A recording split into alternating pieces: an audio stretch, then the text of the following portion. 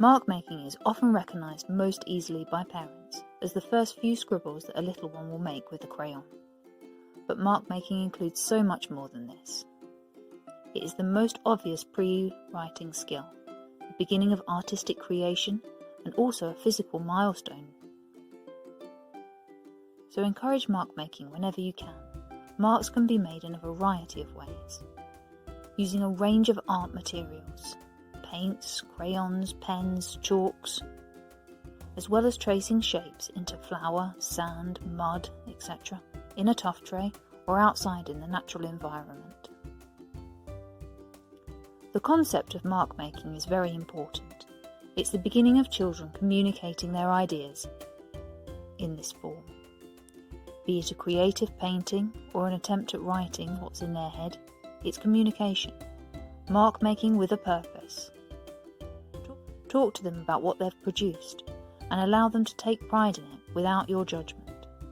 Instead, praise their efforts, the amount of concentration that they've used, or the care that they've taken over a piece of work. Often, the discussion prompted by the mark making can be just as important to the learning as the work itself. For slightly older children, try the Curious Kids 101 Doodle Sheets. This pack includes a range of different doodle sheets with prompts and questions to help extend your child's conversation about their work. Mark making requires and also helps to improve many aspects of physical development. Children will learn how to hold a crayon, control their small, fine motor skills, and use the strength in their core, arm, shoulder, in order to support their hand as they work. I'll share more ideas about fine motor skill development later. To help children gain more control over their mark making, challenge them to recreate certain patterns and shapes. There are guides out there that suggest when children should be mastering different skills according to age, but my advice would be to pay less attention to what age these things are expected at, and instead view it as a sort of progression. Whichever stage your child is at, regardless of age, help them to focus on achieving the next one. However, it's not just as simple as providing the pattern on a card for them to copy with a pen on paper. This is too hard for many children in one step, and is not teaching or supporting, but more just a test of what the child can do. Instead, try a few extra steps along the way to support this. Ask the child to trace the lines on the mark-making cards with their finger. Then, try you as the adult making the mark with your finger in sand or flour, and have the child follow this with their finger. Another step would be to guide their hand and try and make the marks together. Try it with fingers first, as it is also an extra challenge to be able to control the pen, pencil, etc. Once they can make the mark with their finger in a sensory base, like the sand or flour, do more practice by asking them to make this mark in varying sizes. Can they make it small, big, medium? Once they're confident, move on to a similar progression as we've talked about, but with a writing implement. The Curious Kids 101 Mark Making Mini Sand Tray is perfect for supporting this sort of progression and can be found in the Curious Kids 101 shop now.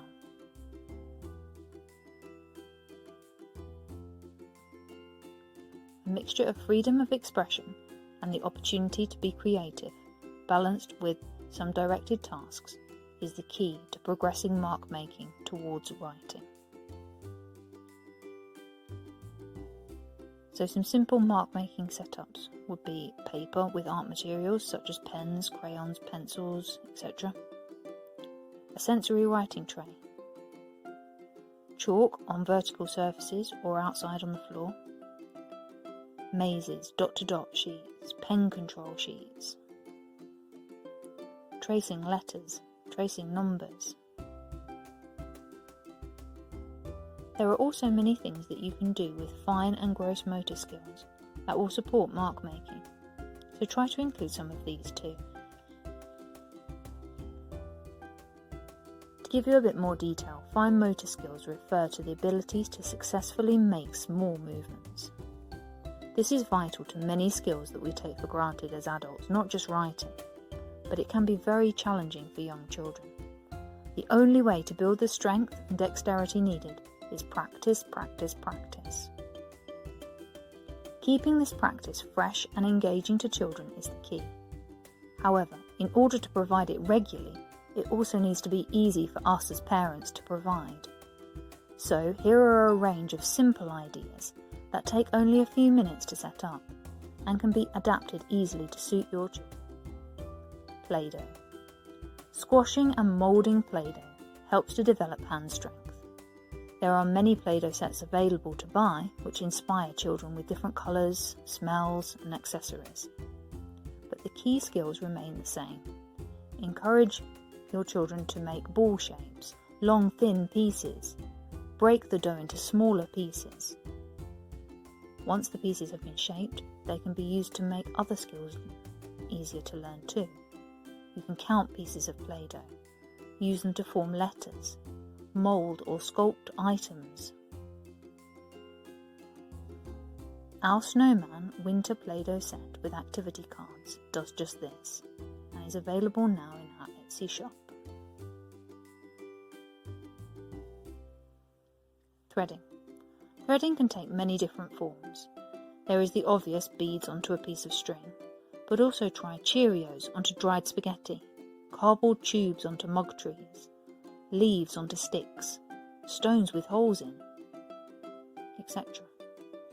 The beads, or whatever you use in place of them, can also be sorted by shape or colour, or used to make repeating patterns, which is excellent math skills preparation too. Tongs and tweezers. These again strengthen the hands. Special sets can be bought, or use ordinary child-friendly kitchen tongs. Many items can be moved, everything from pom-poms to sticks.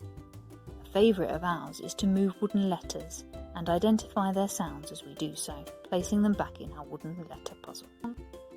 Posting and placing in slots. Placing shapes into a shape sorter, letters into a post box, posting small pom-poms through the hole in the bottom of a flower pot. All of these things allow you to practice the skill of posting in a variety of ways.